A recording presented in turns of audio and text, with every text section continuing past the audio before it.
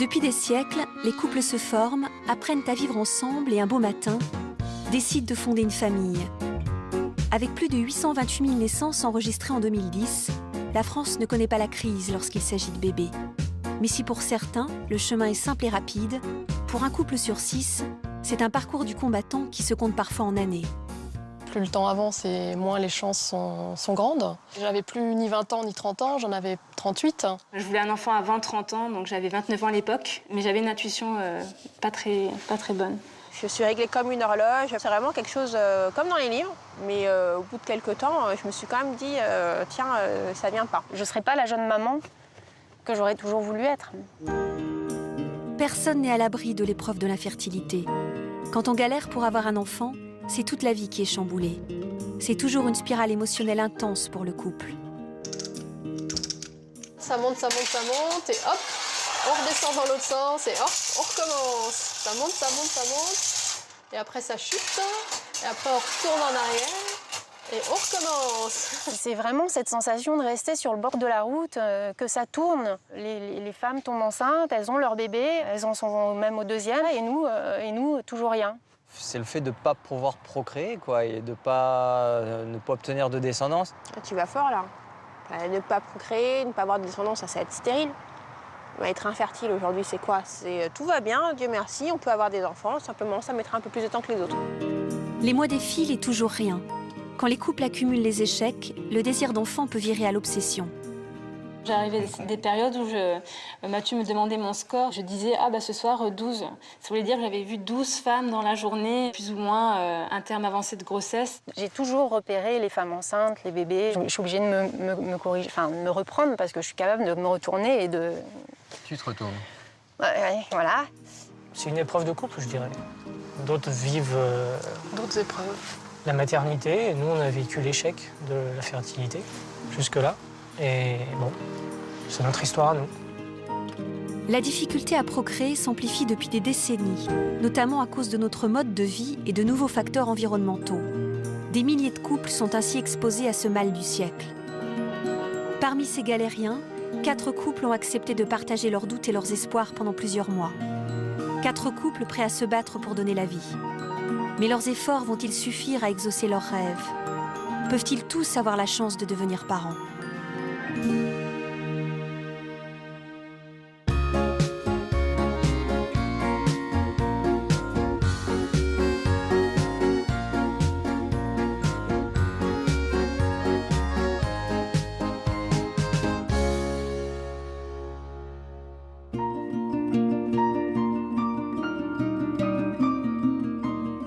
Virginie et Nicolas, ensemble depuis 4 ans, vivent dans un petit village de Normandie. Il est chercheur, elle est éducatrice et ils essaient d'avoir un enfant depuis plusieurs années. 1 an après notre rencontre, en fait, on s'est dit que ça ne fonctionnait pas. Je savais bien qu'il y avait des soucis. Je le sentais puisque je le savais déjà depuis longtemps. Et j'avais plus ni 20 ans ni 30 ans, j'en avais 38.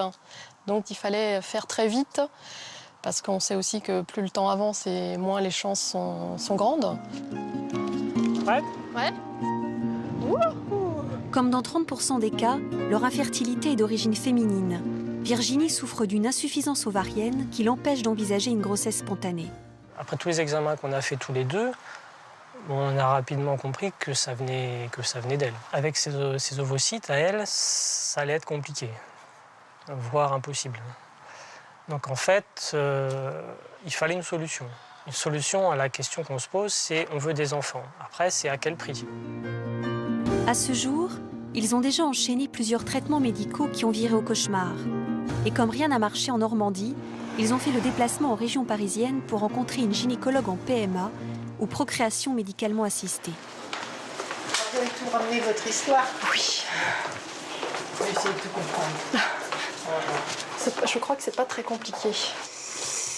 Alors, je voudrais avoir votre âge déjà, parce qu'en général, c'est ça qui coince. 41. 41 ans. Et vous avez quel âge? 40. 40 ans. Et il y a déjà eu des enfants dans votre vie ou jamais? Jamais. Ni dans une autre histoire? Jamais.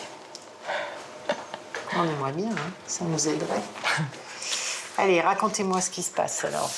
On a rencontré pour la première fois un médecin, un PMA, j'avais 38 ans. Et donc lui, son discours, ça a été vous êtes jeune, il n'y a pas de problème, vous inquiétez pas, ça va venir, soyez patiente, blablabla. Donc tout ça m'énervait vraiment beaucoup. Et en même temps, c'est paradoxal d'être énervé par rapport à un projet comme ça, qui est un projet où on est dans quelque chose où on veut faire l'amour avec son chéri pour avoir un enfant. Et faire l'amour, c'est plutôt bien. Et alors, qu'est-ce que vous avez obtenu avec ce traitement-là? On a obtenu que le traitement s'est arrêté à J9 de stimulation. Je suis allée voir la sage-femme dans la journée. Allez, respirez, racontez. Et elle m'a dit, elle nous a reçus sur le pas de la porte, elle a dit non, non, non. Ils ont laissé tomber, quoi. C'est dur à porter, tout ça. La société actuelle fait que les femmes ont leur métier, leur histoire, leur profession, pas toujours l'homme de la vie. Donc maintenant, on est libre quand on est une femme, et souvent elles arrivent assez tard. Et parfois, elles ont été suivies longtemps par des gynécologues de ville qui ont cru que les choses allaient se faire, et elles arrivent à 39, 40 ans, nous on les récupère, et après on est en face d'une insuffisance ovarienne. Donc ce sont quand même des gens qui souffrent terriblement. Alors moi, je pense que ça a été un mauvais tourbillon, tout ça, là.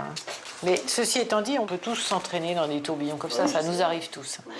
Effectivement, il y a eu un peu de retard là, sur tout ce qu'on vous a fait, puis on ne vous a pas expliqué. Votre insuffisance ovarienne, elle devait exister depuis bien longtemps. Moi, je pense que le don d'ovocytes, c'est sûrement une solution pour vous et il faut se la garder, mais pas un don d'ovocytes en France. Le succès qu'on a sur les dons d'ovocytes, c'est lorsqu'on accompagne les couples comme s'ils avaient une fille d'ici. C'est ce que je cherchais. Parce qu'il faut que vous connaissiez, il faut qu'on discute, on est là pour assumer vos angoisses, vos déceptions, qui sont grandes, c'est sûr. Hein. Au revoir. On l'aura beaucoup. Allez, bon courage. Virginie et Nicolas savent désormais que leur seule issue est le don d'ovules. Encore faut-il qu'aucun événement fâcheux ne vienne ruiner leurs espoirs. Direction Saint-Ouen, en banlieue parisienne, pour rencontrer Raja et Malik, mariés depuis 4 ans. Il est ingénieur, elle est assistante commerciale et ils essaient d'avoir un enfant depuis plus de 3 ans. Face à l'attente, ils ont effectué un premier bilan de stérilité qui n'a rien révélé d'anormal. J'ai consulté mon gynécologue. Elle nous a adressé un de ses confrères qui était spécialisé dans les problèmes de fertilité. Et c'est là qu'on a fait, qu'il a refait son spermogramme qui est arrivé un petit peu inquiétant. C'est pas de très bons résultats, mais en tout cas, c'était franchement différent de ceux qu'on a vus auparavant. Et ça a donné une piste sur notre problème. Malik souffre d'oligo-asténotératospermie. En clair, ces spermatozoïdes sont peu nombreux, peu mobiles et la plupart d'entre eux sont anormaux. Comme dans 20% des cas, c'est chez l'homme que ça coince. Et oui, l'hypofertilité n'est pas exclusivement féminine. Limite, on se sent la moitié d'un homme, ou moi qui en plus assez macho, etc. en temps normal, c'est peut-être mon côté méditerranéen ou autre, mais je suis tombé d'eau. Ça tombe vraiment comme un coup près, parce qu'il ne s'est pas forcément posé la question. Ça allait de soi. L'homme va connecter directement à sa sexualité, au plaisir, à la performance. Donc ça va avoir un impact énorme sur sa sexualité.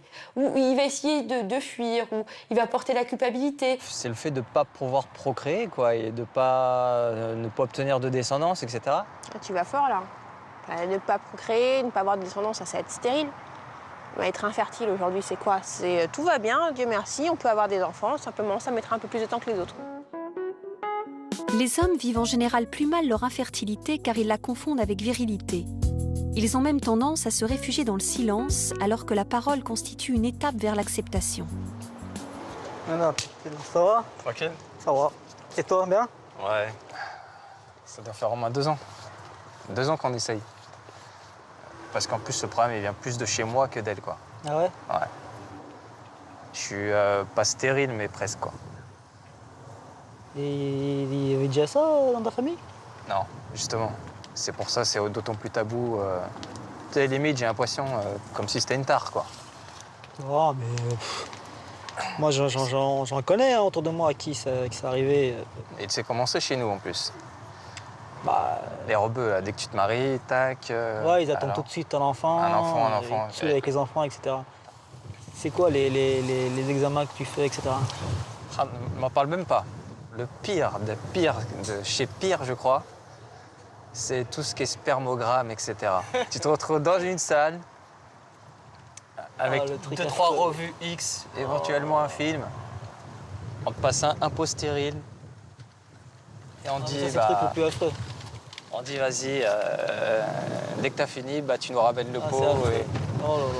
Ah, mais c'est pour ça que tu m'en parlais pas. Ah non, mais... Parce que tu savais que j'allais un peu te chambrer, etc. Ça là-dessus, c'est même pas la peine que je vous en parle. Je savais que j'allais me faire torpiller tout de suite. Bon, en tout cas, si ça marche, t'as intérêt à enchaîner, quoi, derrière. Non, je te fais pas une équipe de foot, quoi. J'en ai 2 déjà. T'enchaînes derrière, comme ça, t'es tranquille. C'est dur, mais bon, C'est la vie. c'est la vie.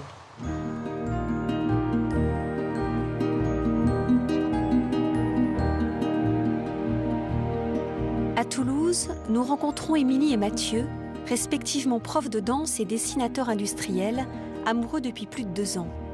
Pour Émilie, tomber enceinte est un jeu d'enfant, mais c'est la suite qui pose problème. À ce jour, elle a déjà subi 6 fausses couches, toujours éprouvantes tant sur le plan physique que psychologique. Les grossesses se sont enchaînées, qui s'arrêtaient plus ou moins à court terme. Les premiers tests positifs, j'étais super contente. Je le réveillais le matin, je le secouais dans le lit, je lui montrais et on le fêtait à chaque fois. Et puis, au bout de la 3e fausse couche, qui a été la plus difficile à vivre, on était vraiment sur la réserve. Et au fur et à mesure, on doutait de plus en plus. Donc, on a perdu un peu de temps parce qu'elle pensait que c'était juste la malchance. On commence à parler de fausses couches à répétition à partir de 3 fausses couches. Il y a beaucoup d'inconnus et la souffrance qui est associée à ce genre de pathologie peut être énorme et quelquefois pire probablement que les femmes qui n'arrivent pas du tout à avoir de grossesse. J'ai commencé à me renseigner sur Internet, qu'il fallait voir, etc. Je me suis confrontée à un vide parce que pour tout ce qui est procréation médicalement assistée, il y a un protocole. On rentre, bon, il y a tel problème, on fait ça, on va voir ça. Et moi, j'avais besoin de aucune de ces choses finalement. J'avais juste besoin qu'on trouve ce qui n'allait pas dans ma façon de fonctionner, voilà, pour garder les